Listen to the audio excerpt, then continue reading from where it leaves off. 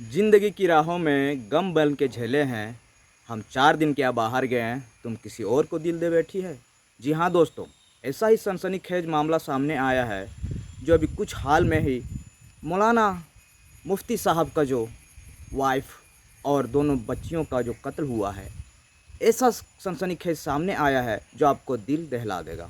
उत्तर प्रदेश के बागपत के गंग नौली गांव का वो रहस्यमयी मामला जिसे अब लोग मौलाना मिस्ट्री के नाम से जानते हैं।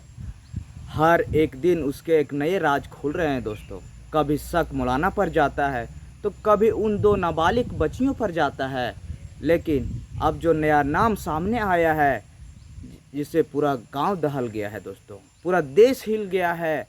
कहा जा रहा है कि तीसरा इंसान इस पूरे खेल का मास्टरमाइंड है। आखिर मौलाना क्या छुपा रहे हैं और वह तीसरा इंसान और चेहरा कौन सा है जो परछाइयों में रहकर सब कुछ चाल चल रहा था। दोस्तों, अब सीबीआई मैदान में उतर चुकी है। वह मामला पूरी तरह से पलट सकता है दोस्तों। अगर आप भी चाहते हैं कि इस बेगुनाह परिवार को इंसाफ मिले तो इस वीडियो को लाइक और सब्सक्राइब करना ना भूलें दोस्तों। आज की जो सच्ची घटना है वह यूपी की गंगोली गांव की है दोस्तों। वहाँ पर जो हुआ वह हर किसी के अंदर आत्मा को हिला दिया दोस्तों। मौलाना का पूरा परिवार ख़त्म कर दिया। उनकी बीवी, दो छोटी बच्चियों का भी तीनों जान चली गई। कुछ ही पलों में खुशियों से भरा घर उजड़ गया दोस्तों। घर के अंदर चीज़ें बिखरी हुई थी, कोने में सन्नाटा था, दीवारें जैसे कुछ कह रही हो। लोग डर जाते गए, सबकी आंखों में सवाल था, आखिर ऐसा क्या किसने किया।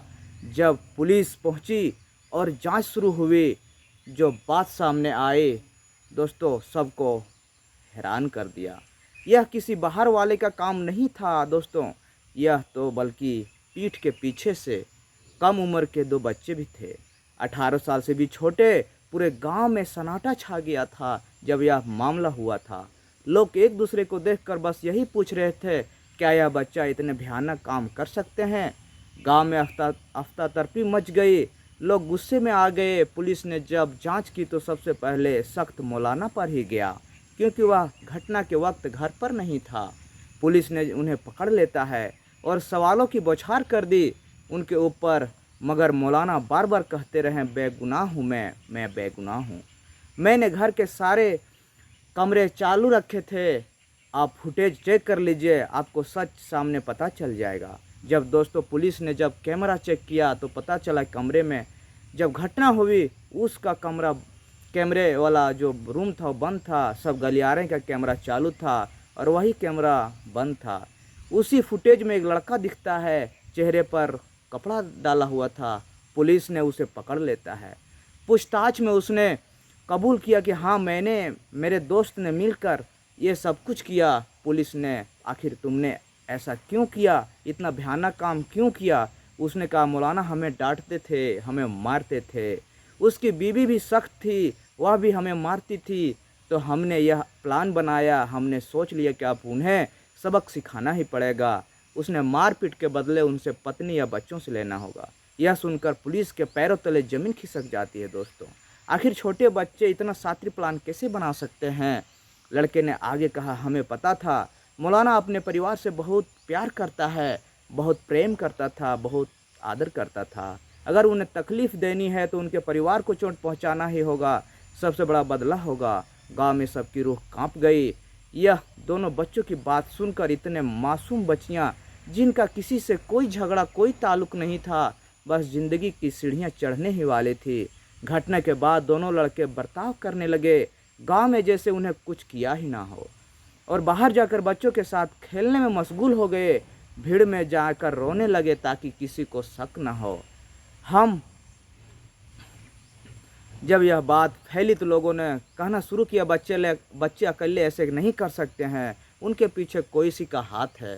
तभी मौलाना के बीबी और भाई, उनके साले ने कहा, इन बच्चों ने में इतनी समझ नहीं है कि इतना बड़ा कदम और इतना बड़ा घटना कर सकता है।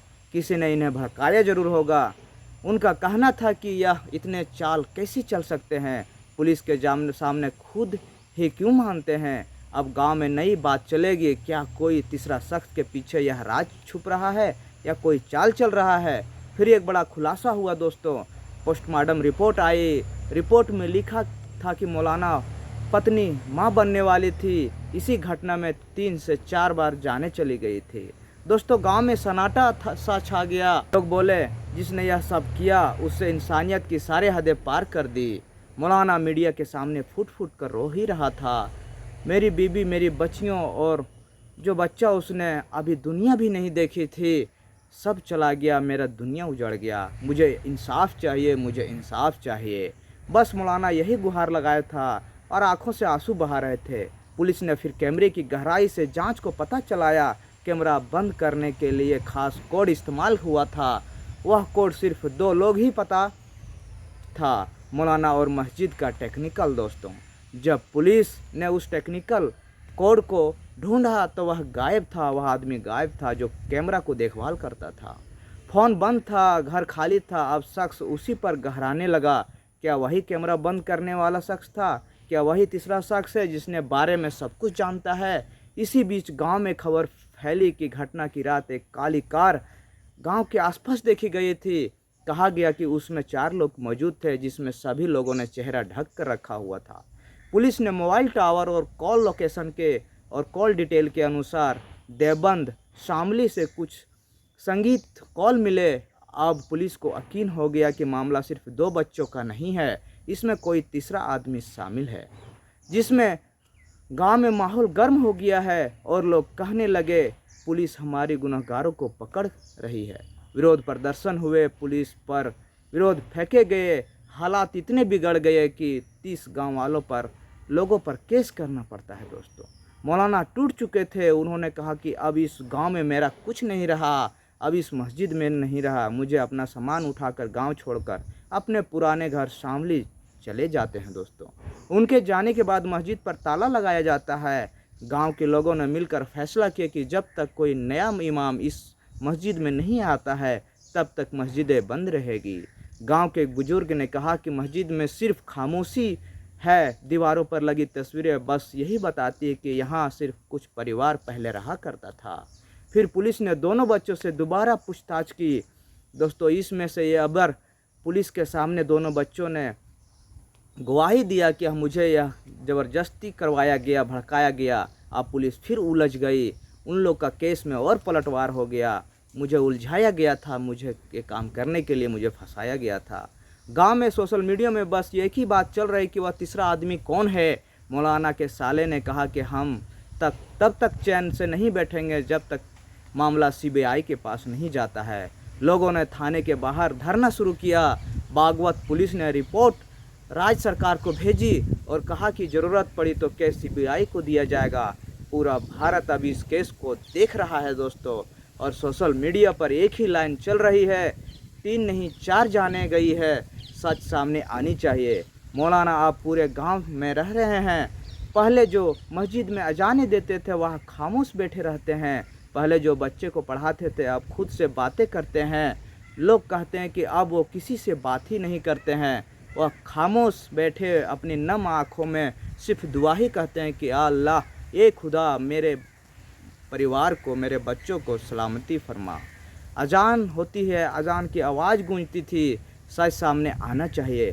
बस इस कहानी में इस तरह से घटना को अंजाम देता है। दोस्तों, और तीसरा आदमी कौन है CBI अब ढूंढने की पगार पर है।